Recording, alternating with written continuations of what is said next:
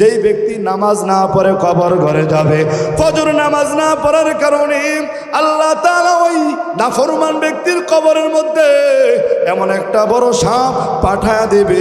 এই সাপটা দুনিয়ার সাধারণ কোনো সাপ নয়। দুনিয়ার সাপ দেখলে তো আমরা কত ভয় পাই। আল্লাহ নবীর হাদিসের মধ্যে আসছে, তোমরা যে ফাজাইলে আমল পড়ো, আসরের পরে পড়ো, বিভিন্ন সপ্তাহে একবার পড়ো, ওই ফাজাইলের আমলের মধ্যে বুখারী মুসলিম থেকে হাদিসটা নকল করেছে। আল্লাহর নবী বলেন, যেই ব্যক্তি ফজর নামাজ পড়বে না, তার কবরের মধ্যে আমার আল্লাহ এমন বড় একটা সাপ পাঠাই দিবে, যেই সাপটা দুনিয়ার জমিনের মধ্যে একবার শ্বাস ফেললে এই দুনিয়ার জমিনের যত গাছপালা তরুলতা বৃক্ষরাজি আছে মুহূর্তের মধ্যে জলে পুড়ে সব কিছু আঙ্গার হয়ে যাবে। জোরে জোরে বলে নাউজুবিল্লাহ।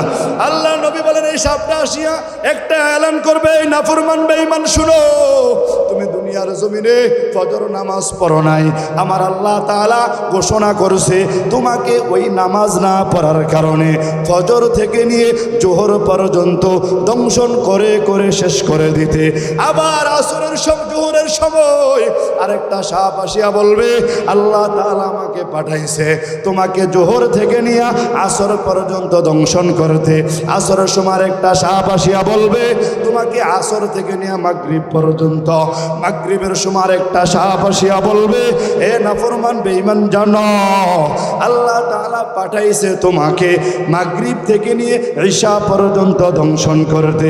এই সাপটা শেষ হওয়ার পরে আরেকটা সাপ ঈশার সময় আসবে, আসিয়া বলবে, নাফরমান বেঈমান জানো, আমার আল্লাহ তোমার কাছে পাঠাইছে তোমাকে ঈশা থেকে নিয়ে ফজর পর্যন্ত দংশন করে করে শেষ করে দিতে। কেমন করে ঘুমাও তুমি, কেমন করে ঘুমাও তুমি, ফজর করে কাজা এমন তো হতে পারে জোহরে জানাজা। কথা বলে ঠিক কিনা? এমন তো হতে পারে আসরে জানাজা। কেমন করে ঘুমাও তুমি, কেমন করে ঘুমাও তুমি, ফজর করে কাজা এমন তো হতে পারে জোহরে জানাজা তোমার, জোহরে জানাজা। মুসলিম হয় না জন্ম নিলে মুসলমানের ঘরে, কাফের মুমিন তফাৎ হয় সালাতের উপরে। কথা বলো ঠিক কিনা? মুসলিম হয় না জন্ম নিলে মুসলমানের ঘরে, কাফের মুমিন তফাৎ হয় সালাতের উপরে। এই জীবনে সালাত যেন, এই জীবনে নামাজ যেন হয় না কবু কাজা এমন তো হতে পারে জোহরে জানাজা তোমার, জোহরে জানাজা।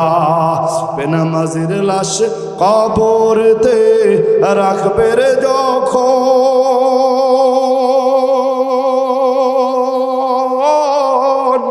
বেনামাজির লাশ কবরেতে রাখবে রে যখন,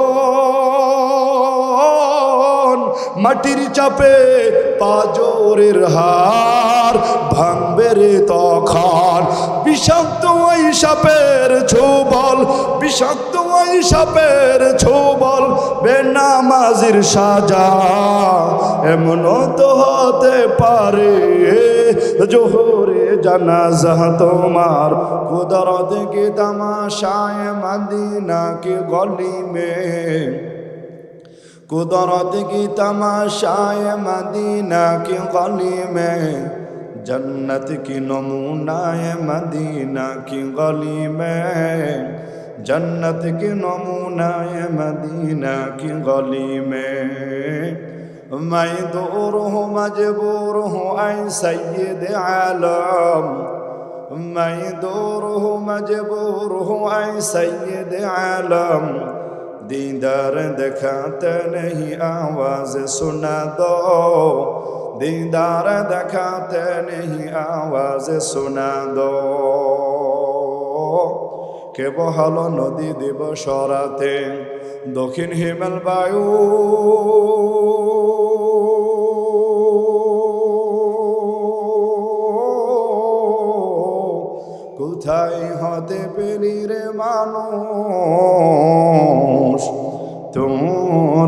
জীবনের আয়ু। জবান খুলে জোরে বলেন, আমাদের আয়ু দিয়েছেন কে? আরো জোরে বলেন কে? কে বহালো নদী দিবস রাতে দক্ষিণ হিমেল বায়ু,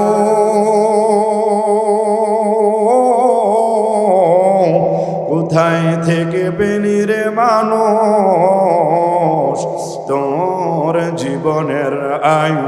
ও ভাই, মাঠের উপর কে বিছালো, মাঠের উপর কে বিছালো সবুজ শ্যামল সবই, সকালে বেলাকে উঠায় গো আবির রঙ্গারবি। লতার মাঝি কে দিল গো, লতার মাঝি কে দিল গো এত বড় কদু,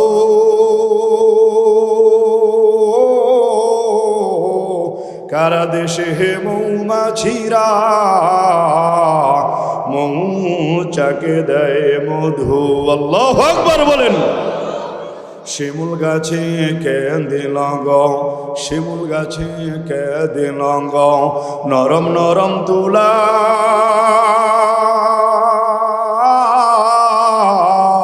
চৈতর মাসে কে দিল গো জমিন মাঝে ধুলা, পাখির কণ্ঠে কে দিল গো এত মধুর গান, হিসেব করে দেখি সব আল্লাহ তাআলার দান। ঠিক কিনা? লা ইলাহা, জোরে লা ইলাহা, লা ইলাহা। এই কালেমা পড়বে যারা শান্তি পাবে মরণ বেলা, এই কালেমা জানবে যারা কাজে লাগবে মরণ বেলা। এই কালেমার রৌশানীতে, এই কালেমার রৌশানীতে কবর হবে উজালা। লা ইলাহা ইল্লাল্লাহ, লা ইলাহা, লা ইলাহা। বহু দূরে মাদিনা কেমনে যাব জানি না, ও বহু দূরে মাদিনা কেমনে যাব জানি না। দয়াল আল্লাহ দয়া করো, দয়াল আল্লাহ দয়া করো, পুরাও মনের বাসনা। লা ইলাহা, লা ইলাহা, লা ইলাহা ইল্লাল্লাহু মুহাম্মাদুর রাসূলুল্লাহ। আল্লাহ রসুল সাল্লাল্লাহু আলাইহি ওয়াসাল্লাম হাদিসের মধ্যে বলেন, যেখানে আল্লাহ এবং আল্লাহ রসুলের কথা হয় ওই মজমাকে আকাশ পর্যন্ত আল্লাহ তাআলা রহমতের বরকতের কুদরতের ফেরেশতারা সার্বক্ষণিক সব সময় ওই মজমাটাকে আকাশ পর্যন্ত বেষ্টন করে রাখেন। জোরে বলেন সুবহানাল্লাহ। তাহলে বলেন এখানে এসে লাভ করলাম নাকি লস করলাম? বুঝেন নাই, না বুঝা বলছেন লাভ। লাভ কেন এটা বুঝায় বলি, আল্লাহ নবীর হাদিসের শেষাংশে আছে, যতক্ষণ পর্যন্ত এখানে ওই আল্লাহর বান্দারা বসে থাকবে ততক্ষণ পর্যন্ত তাদের আমল নামায় আমার আল্লাহ সব সময় ওই ফেরেশতাদের দোয়ার কারণে রহমত বরকতের সওয়াব লিখতেই থাকে, লিখতেই থাকে। সুবহানাল্লাহ। এবার বলেন এসে লাভ করলাম নাকি লস করলাম? নারে তাকবীর। দিন ইসলাম, দিন ইসলাম। আল কোরআনের আলো, আল হাদিসের আলো। অনেকে বলতেছেন এই মুরব্বী বাবারা চিন্তা করছে যুবক রাখুক, আমরা একটু জিরাই। আল কোরআনের আলো, আল হাদিসের আলো।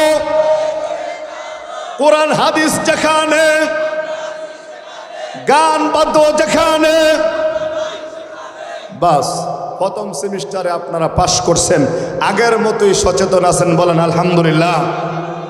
আল্লাহ পাক রব্বুল আলামিন আমাদেরকে দয়া করে মজমায় নিয়ে এসেছেন, এটা আল্লাহ তাআলার অনেক বড় ইহসান, অনেক বড় দয়া। কথা বলেন ঠিক কিনা? আল্লাহ পাক রব্বুল আলামিন চাইলে আমাদেরকে ওই দোকানপাটে বসায় রাখতে পারতেন, চাইলে আমাদেরকে দুনিয়ার বিভিন্ন কাজে কর্মে ব্যস্ত রাখতে পারতেন। কথা বলেন ঠিক কিনা?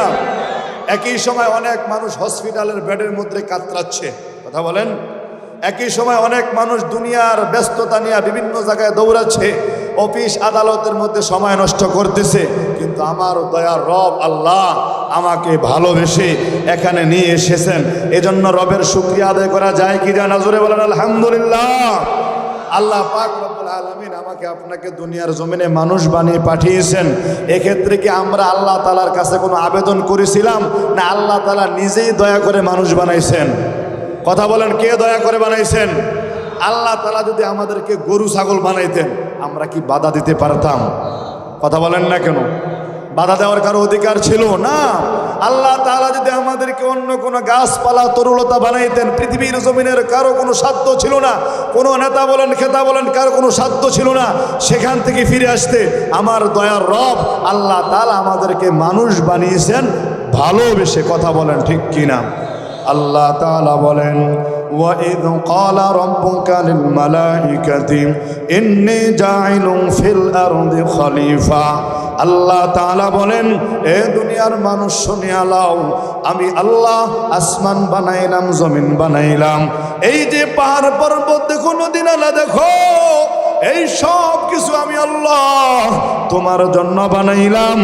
আর তোমাকে আমি আল্লাহ বানাইলাম কেন জানো? একমাত্র আমি আল্লাহ তাআলার জন্য। আল্লাহ তাআলা বলেন, বান্দা জানো, তোমাকে বানানোর আগে আমি ফেরেশতাদেরকে প্রশ্ন করেছিলাম, ফেরেশতা আমি দুনিয়ার জমিনে মানুষ পাঠাইতে চাই, খলিফা পাঠাইতে চাই, তোমরা কি বলো? ফেরেশতা বলে, আল্লাহ না না না, ইতিপূর্বে আপনি জিন জাতি পাঠাইছেন, তারা খুন খারাপি রাহাজানি ডাকাতি করছে, মানুষ যদি পাঠান তারাও এমনিভাবে রাহাজানি ডাকাতি করবে, দরকার নাই। আবার আল্লাহ তাআলা বলেন, ইন্নী আ'লামু মা লা তা'লামুন। আল্লাহু আকবার বলেন। আল্লাহ তাআলা বলে, ফেরেশতা জানো, আমি আল্লাহ যা জানি তোমরা তা জানো না, জানো না। কথা বলেন ঠিক কিনা? আল্লাহ তাআলা ফেরেশতাকে ডাক দিয়ে বলে, ফেরেশতা আমি আল্লাহ যা জানি তোমরা জানো না। আমি আল্লাহ তাআলা মানুষ বানাবো, এই মানুষ দুনিয়ার জমিনে গিয়ে আমার গোলামি করবে, আমার দাসত্ব করবে, আমার বন্দেগী করে করে তাদের জীবন কাটাইবে। কথা বলেন ঠিক কিনা? কিন্তু ফেরেশতাদের কথাও একটু ঠিক আছে। ফেরেশতারা বলছেন, আল্লাহ তার আগে আর রাহাজানি ডাকাতি করবে, খুন খারাপি করবে, এমন মানুষ আছে না নাই? এই লালাটি এলাকার মধ্যে নাই? কথা বলেন না কেন? নাই, আছে। তাহলে ফেরেশতাদের কথাও ঠিক আছে, কিন্তু আমার আল্লাহ বলেন, না না না, জানো তারা তো মানুষের কাতারের মধ্যে নাই। উলাইকা কাল আনআমি বাল হুম আদল। আল্লাহ তাআলা বলেন, জন্মগত মানুষের দাম আমি আল্লাহ তাআলার কাছে নাই। এই জন্মসূত্রে আমি আপনি মানুষ, আমার বাবার ঘরে আমি জন্মগ্রহণ করলাম, আমার ঘরে আমার সন্তান, এমনিভাবে আমরা দুনিয়ার জমিনে আসছি। এটা আমার আপনার একটা পরিচয়। এই পরিচয়ের বাহিরেও আরেকটা পরিচয় আছে, গুণগত মানুষ। জন্মগত মানুষ দুনিয়ার জমিনে অভাব নাই। হিন্দু বলেন, খ্রিস্টান বলেন, বৌদ্ধ বলেন, যেই ধর্মের হোক, যেই বর্ণের হোক, সবাই মানুষ জন্মগতভাবে, কিন্তু গুণগত মানুষ সবাই না। কথা বলেন। গুণগত মানুষের ব্যাপার আল্লাহ বলেন, সব মানুষের দাম আমি আল্লাহ তাআলার কাছে নাই। যারা দুনিয়ার জমিনে আমি আল্লাহ তাআলাকে ভয় করে চলবে, আমি আল্লাহ তাআলার বন্দেগীর মধ্যে কাটাইবে, আমি আল্লাহ তাআলার জন্য পাগল পারা থাকবে, এরা হলো গুণগত মানুষ। এই দুনিয়ার জমিনে কত মানুষ ছিল, গুণের অভাব ছিল না। এই জমিনের মধ্যে অনেক বড় ওলি আউলিয়া ছিল। একজন ওলির নাম আব্দুল্লাহ ইবনে মুবারক। এই আব্দুল্লাহ ইবনে মুবারক সাধারণ কোন আলেম নয়। এ তারার পরের মানুষ, শুনো, পর্দার অন্তরালের মা, প্রত্যেক দিন তো মোবাইলটা দেখা দেখা রাত্র কাটায়া দাও। কত রাত্র গেছে মোবাইল দেখা, টিভি দেখা কাটাইছ।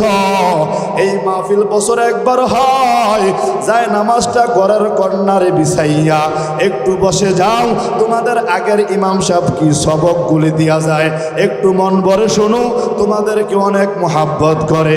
কারণ তোমাদের খানা খেয়ে খেয়ে এই ইমাম সাহেব আজকে এত বড় হয়েছে, এজন্য তোমাদের হাতে ধরি পায়ে পড়ি গো মা, যায় নামাজটা বিছাইয়া ঘরের কর্নারে বসো।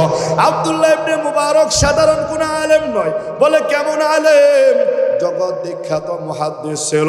কত বড় মুহাদ্দিস! ওই জামানায় তো কোনো গাড়ি বাড়ি ছিল না, এরকম লঞ্চ স্টিমার ছিল না, বিমান ছিল না। পৃথিবীর আনাচে কানাচ থেকে শত শত কোটি কোটি মানুষ ওই আব্দুল্লাহ ইবনে মুবারকের দরসের মধ্যে, ক্লাসের মধ্যে বসার জন্য দূর দূরান্ত থেকে আসতো। সুবহানাল্লাহ বলেন। আব্দুল্লাহ ইবনে মুবারক অনেক বড় জগৎ বিখ্যাত একজন মুহাদ্দিস ছিল। এই যে আপনাদের মাওলানা সাব্বির সাহেব, এই যে বাড়ি, তিনি কিন্তু দারুল উলুম দেওবন্দ থেকে বড় আলেম হয়ে আসছেন এবং বাংলাদেশের ঐতিহ্যবাহী জামিয়া আশরাফিয়া মাদ্রাসার মুহাদ্দিস। বলেন আলহামদুলিল্লাহ। এটা এই এলাকার জন্য গৌরব, যে এলাকার মধ্যে হক্কানি রব্বানি আলেম থাকে, ওই এলাকার মধ্যে আল্লাহ তাআলার ফেরেশতারা যখন জিব্রাইল নবীর কাছে আসছে, জিব্রাইল, আমরা তো জমিন থেকে তাকাইলে আকাশে দেখি অনেক বড় বড় তারকা ঝলমল ঝলমল করে, তোমরা জমিন থেকে কোনো কিছু দেখো কিনা? জিব্রাইল আমিন বলে, ইয়া রাসূলুল্লাহ, আমরা যখন আকাশ থেকে জমিনের দিকে তাকাই, যেই বাড়ির মধ্যে হক্কানি রব্বানি ওলামায়ে কেরাম থাকে, তলবে আলেম থাকে, ওই ঘরগুলো, ওই বাড়িগুলো, ওই জায়গাগুলো ঝলমল ঝলমল করে। সুবহানাল্লাহ বলেন। এটা এই এলাকার জন্য গৌরব। এই এলাকায় আরো ওলামায়ে কেরাম ছিলেন। আমাদের কারি তাওলা সাহেবের কথা স্মরণ করতে হয়। এই এলাকার মধ্যে এই মসজিদের এক সময় নামাজ পড়াইছে শামসুল কারি সাহেব, এই এলাকায় নামাজ পড়াইছে। আপনারা মনে করেন হুজুর হেরা তো ছোট আলেম, আরে মিয়া কার উসিলা সিন্নি খাইলা মোল্লা ছিল না। এই এলাকায় যখন কোনো আলেম ছিল না, এই এলাকায় যখন আল্লাহ রসুলের নাম শিখানো না কেউ ছিল না, এই মানুষগুলোই এই এলাকার হাল ধরেছে। কথা বলেন ঠিক কিনা? ওই নোয়াখালীর বড় বড় ওলামায়ে কেরাম এলাকায় কাজ করে গিয়েছে। এরপরে আপনারা দাওয়াত ও তাবলীগ পাইছেন। বর্তমানে দাওয়াত ও তাবলীগের ভাইয়েরা এই মহল্লা বলেন, এই ইউনিয়ন বলেন, আমি তো জানি এই এলাকার এই মসজিদকে এক ধরনের মার্কাজ মসজিদ হিসাবেই বারুদি মার্কাজে চিনে। কথা বলেন ঠিক কিনা? এটা এই এলাকার যুবকদের অবদান, এই এলাকার তাওহীদি জনতার অবদান। এই এলাকায় যারা মসজিদে 5 ওয়াক্ত নামাজ পড়ে, যারা ওলামায়ে কেরাম ছিল, যারা মুরব্বীরা এই এলাকার হাল ধরেছে, তাদের অবদান। কথা বলেন ঠিক কিনা? বলতে চেয়েছিলাম, আব্দুল্লাহ ইবনে মুবারক জগৎ বিখ্যাত একজন মুহাদ্দিস। আব্দুল্লাহ ইবনে মুবারক অনেক বড় আলেম ছিলেন। যখন দুনিয়ার জমিন থেকে বিদায় নিছে, তার জামানায় একজন আলেম ওই আব্দুল্লাহ ইবনে মুবারককে স্বপ্নে দেখলেন। আব্দুল্লাহ ইবনে মুবারককে দেখার পর ওই আলেম স্বপ্ন যুগে জিজ্ঞাসা করে, আব্দুল্লাহ ইবনে মুবারক, আপনি যত বড় আল্লাহর ওলি ছিলেন, যত বড় আলেম ছিলেন, আপনার আমল যত বড় ছিল, আপনার জান্নাতটাও তত বড়। সুবহানাল্লাহ বলতেন না? আব্দুল্লাহ ইবনে মুবারক স্বপ্ন যুগে ডাক দিয়া কয়, না না না আলেম, না না, আমার জান্নাত আল্লাহ বড় দেয় নাই। আমার জান্নাতের চেয়ে আমার বাড়ির সামনে যে কামার, তার জান্নাত বড়। কি সুবহানাল্লাহ কি আগামীকাল সকালে বলবেন? কথা বোঝেন না আমার? ওই আলেম যখন প্রশ্ন করছে যে আপনার জান্নাত অনেক বড়, অনেক বড় ওলি ছিলেন আপনি, কয় না, আমার বাড়ির সামনে যে কামারের বাড়ি, তার জান্নাত। আলেম পাগল পারা হয়ে গেছে। কি বলে? আব্দুল্লাহ ইবনে মুবারক এত বড় আল্লাহর ওলি, এত বড় আলিম, কিন্তু তার জান্নাত ছোট, কিন্তু কামারের জান্নাত বড়। আলেম সকালবেলা নামাজ পড়া দৌড়াইয়া ওই আব্দুল্লাহ ইবনে মুবারকের বাড়ির দিকে রওনা হয়ে গেছে। হাঁটি হাঁটি পা পা করে বাড়ির সামনে গিয়ে হাজির। খবর নিল ওই কামারের বাড়ি কোথায়। বহু দূরে যাওয়ার পরে তাকায়া দেখে আব্দুল্লাহ ইবনে মুবারকের বাড়ির সামনেই হলো কামারের বাড়ি। আব্দুল্লাহ ইবনে মুবারকের বাড়ির সামনে গিয়ে বলে, এই যুবক শোনো, এইদিকে কামারের বাড়িটা কোথায়, আমাকে দেখায়া দাও। ওই যুবক বলে, আমি তো কামারের সন্তান, কি বলবেন আমাকে বলেন। ওই যুবক বলতেছে, আমি কামারের সন্তান, আমার বাবা মারা গেছে, আপনি আমার কি জিজ্ঞাসবেন, আমার জিজ্ঞাসা করেন। আলেম ডাক দিয়া বলে, না না না, তুমি জানো না আমি তোমার মায়ের কাছে জানতে চাই। পর্দার অন্তরাল থেকে ডাক দিল, মা তোমার স্বামীর এমন কি আমল ছিল আমাকে জানাও। তোমার স্বামীর আমলগুলো আমি জানতে চাই, যার কারণে তোমার স্বামীর এত বড় মর্যাদা, এত বড় সম্মান। পর্দার অন্তরাল থেকে মহিলা ডাক দিয়া বলে, আলেম শুনো, আমার স্বামী ছিল কামার মানুষ, আমার স্বামীর তেমন কোনো আমল ছিল না। এই ইমানদার মুসলমান একটা কথার জবাব দেন, এই দুনিয়ার জমিনে মানুষ ভালো আমল করে নাকি খারাপ আমল করে? দুনিয়ার কেউ না জানলো স্ত্রী ভালোভাবে জানে। জোরে বলে ঠিক কিনা? আল্লাহ তাআলা তো জানেনি, এরপরে দুনিয়ার জমিনে স্বামীর আমলের কি অবস্থা কেউ না জানলো কে জানে? স্ত্রী। ঠিক কিনা বলেন? আলেম ডাক দিয়ে বলে, না না, বলো তোমার স্বামীর আমল কেমন ছিল? এবার মহিলা পিরাপিরি করার কারণে বলে, আলেম শোনো, আমার স্বামী কামার মানুষ, সারাদিন লোহা লক্কর বাইরাইয়া দাও কোদাল খন্তি বানাইতো। তবে একটা কথা জানাই, সারাদিন রৌদ্রের তাপের কারণে চৈত্র মাসে যখন সূর্যটা উঠে ওই ইটের বাটার দিকে তাকায়া দেখো কেমন তাপ। আমার স্বামী চৈত্র মাসের দিনের বেলা দাও কোদাল খন্তি বানাইতে পারতো না। রাত্রের অন্ধকারে যখন চাঁদ উঠত ওই সময় দিনের তাপ থাকতো না, রাতের স্নিগ্ধ আলোতে আমার স্বামী দাও কোদাল খন্তি বানাইতো। এই ইমানদার মুসলমান, আমার স্বামীর কথাটা শুনো। আমার স্বামী যখন দাও কোদাল খন্তি বানানোর জন্য এই হাতুড়িটা মাথার উপর উঠাইয়া বাড়ি দেওয়ার জন্য যখন তাকাইতো, এভাবে মাথাটা যখন উপরের দিকে যাইতো, তাকায় দেখে আব্দুল্লাহ ইবনে মুবারক বাড়ির ছাদের উপর দাঁড়াইয়া মধ্যরাত্রি আল্লাহর তাহাজ্জুদ নামাজ পড়ে আল্লাহর কুদরতি পায়ে সেজদা দেয়। আমার স্বামী ডাক দিয়া বলে, মালিক আমি কামার মানুষ, আপনি আব্দুল্লাহ ইবনে মুবারককে ইলমও দিলেন, ধন সম্পদও দিলেন, সব কিছু দিলেন। আমি কামার মানুষ, আমাকে মানুষ কামার বলে ডাকে। ওগো দয়ার মালিক, আপনি যদি আমাকে সম্পদ দিতেন, আমি কিন্তু ইবাদত ছাড়ার মানুষ ছিলাম না, আমিও আপনার কুদরতি পায়ে রাত দিবারাত সেজদা দিতাম, আমিও তাহাজ্জুদ নামাজ পড়তাম।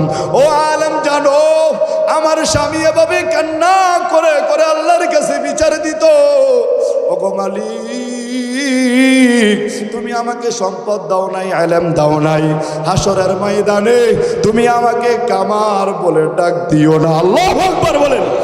আমার স্বামীর আরেকটা আমলের কথা বলি, ও আলেম জানো, আমার স্বামী এই হাতুড়িটা যখন মাথার ওপর উঠাইয়া দাও কোদাল খন্তি বানানোর জন্য বাড়ি দিবে, যখন এই মুয়াজ্জিন ওই মসজিদের মিনারা থেকে আল্লাহু আকবার বলে ডাক দিত, আমার স্বামী আর মাথার উপর থেকে হাতুড়িটা নামাইতো না, এমনিতেই ডান পাশে ফালাইয়া আল্লাহ তাআলার ভয়ে ওই মসজিদের দিকে পাগল পারা হয়ে যাইত। আতিনা আবি দার দুনিয়া না হাসান, আতিনা ফি দার উকবানা হাসান, ইয়া গিয়াসাল মুস্তাগীসিন হদিনা লাফতিখারা বিল উলুমি ওয়াল গিনা। এই আব্দুল্লাহ ইবনে মুবারকের যে জান্নাত কেন বড় হইল? কামার ইবাদত করতে পারে নাই, কিন্তু ইবাদতের ইশক ও মুহাব্বত এতটাই ছিল আমার আল্লাহ ওই ইবাদতের আগ্রহটাকে, আমার আল্লাহর ভয় থাকার কারণে ওইটাকে ইবাদতের কাতারে নিয়ে ওই আলেমের চেয়ে বড় জান্নাত দিয়ে দিয়েছে। এ মুমিন মুসলমান, একবার চিন্তা করো, কামার মানুষ কিন্তু নামাজের যখন ডাক আসতো পাগল পারা হয়ে যাইত। আজকে আমাদের কত মা বোনে মনে সারা রাত্র মোবাইল দেখে দেখে সময় কাটায়, টিভি দেখে দেখে সময় কাটায়, বাবাও ফজরের সময় ঘুমায়, মাও ফজরের সময় ঘুমায়। যখন মুয়াজ্জিন মাইকে ডাক দেয়, আপনাদের সন্তানগুলোকে মুক্তবে পাঠান, অনেক মা ঘুমায় থাকে, ছেলেও ঘুমায় থাকে, মেয়েও ঘুমায় থাকে, বাবাও ঘুমায় থাকে, এমন মানুষ আছে নাকি নাই? এরপরে তার অন্তরের মা একবার শুনো, আল্লাহর নবী জানায়া দেয়, তোমরা যে নামাজগুলো কাজা করো। একবার শোনো, এই জমিন থেকে যদিও পার পায়া যাইবা, আমার আল্লাহ তাআলা জমিনের মধ্যে তোমাকে আমাকে ছাড় দেয়, সুযোগ দেয়, কিন্তু ছেড়ে দিবে না। এই জমিনের মধ্যে সব সময় থাকতে পারবা না, একদিন এই জমিন থেকে বিদায় নেওয়া লাগবে কি লাগবে না? ইহা হাম সব মুসাফির হায়, কবর আখের ঠিকানা, কোই আগে রওয়ানা হয়, কোই পিছে রওয়ানা। আল্লাহর নবী জানায় দেয়, দুনিয়ার জমিনে পার পেয়ে যাইবা, নামাজ কাজা করো। এই যুবক ভাই, কল্পনা করো, যৌবনের শুরু থেকে নিয়ে কত নামাজ কাজা করছো, কত নামাজ ছেড়ে দিছো, কত নামাজ আগাদ্দারি করে করে বন্ধুদের আড্ডায় কাটাইছ, কত নামাজ ছেড়ে দিয়ে টিভির ঘরে বসে রইছ, কত নামাজ ছেড়ে দিয়ে ফজরের সময় কম্বল গাও দিয়া ঘুমাই রইছ। নবী আমার বলেন, এই মানুষগুলো যখন দুনিয়ার জমিন থেকে বিদায় নিয়া ওই কবর ঘরে রওনা হবে, আল্লাহর নবী বলেন, আল কবরু ইম্মা রাউযাতুম মিন রিয়াজিল জান্নাহ ওয়া ইম্মা হুফরাতুম মিন হুফারিন নার। আল্লাহর নবী বলেন, এমন মানুষ যখন কবর ঘরে যাবে তাদের অবস্থা বড় খারাপ। কারণ নবী জানায় দেয়, কবরটা হয়তো জান্নাতের বাগিচা হবে, নতুবা জাহান্নামের একটা গর্ত হবে। অন্য হাদিসের মধ্যে নবী বলেন, যেই ব্যক্তি নামাজ না পড়ে কবর ঘরে যাবে, ফজর নামাজ না পড়ার কারণে আল্লাহ তাআলা ওই নাফরমান ব্যক্তির কবরের মধ্যে এমন একটা বড় সাপ পাঠায়া দেবে। এই সাপটা দুনিয়ার সাধারণ কোনো সাপ নয়। দুনিয়ার সাপ দেখলে তো আমরা কত ভয় পাই। আল্লাহ নবীর হাদিসের মধ্যে আসছে, তোমরা যে ফাজাইলে আমল পড়ো, আসরের পরে পড়ো, বিভিন্ন সপ্তাহে একবার পড়ো, ওই ফাজাইলের আমলের মধ্যে বুখারী মুসলিম থেকে হাদিসটা নকল করেছে। আল্লাহর নবী বলেন, যেই ব্যক্তি ফজর নামাজ পড়বে না, তার কবরের মধ্যে আমার আল্লাহ এমন বড় একটা সাপ পাঠাই দিবে, যেই সাপটা দুনিয়ার জমিনের মধ্যে একবার শ্বাস ফেললে এই দুনিয়ার জমিনের যত গাছপালা তরুলতা বৃক্ষরাজি আছে মুহূর্তের মধ্যে জলে পুড়ে সব কিছু আঙ্গার হয়ে যাবে। জোরে জোরে বলে নাউজুবিল্লাহ। আল্লাহ নবী বলেন, এই সাপটা আসিয়া একটা এলান করবে, এই নাফরমান বেঈমান, শুনো, তুমি দুনিয়ার জমিনে ফজর নামাজ পড়ো নাই, আমার আল্লাহ তাআলা ঘোষণা করেছে তোমাকে ওই নামাজ না পড়ার কারণে ফজর থেকে নিয়ে জোহর পর্যন্ত দংশন করে করে শেষ করে দিতে। আবার আসরের জোহরের সময় আরেকটা সাপ আসিয়া বলবে, আল্লাহ তাআলা আমাকে পাঠাইছে তোমাকে জোহর থেকে নিয়ে আসর পর্যন্ত দংশন করতে। আসরের সময় একটা সাপ আসিয়া বলবে, তোমাকে আসর থেকে নিয়ে মাগরিব পর্যন্ত। মাগরিবের সময় একটা সাপ আসিয়া বলবে, এ নাফরমান বেঈমান, জানো আল্লাহ তাআলা পাঠাইছে তোমাকে মাগরিব থেকে নিয়ে ঈশা পর্যন্ত দংশন করতে। এই সাপটা শেষ হওয়ার পরে আরেকটা সাপ এশার সময় আসবে, আসিয়া বলবে, নাফরমান বেঈমান, জানো আমার আল্লাহ তোমার কাছে পাঠায়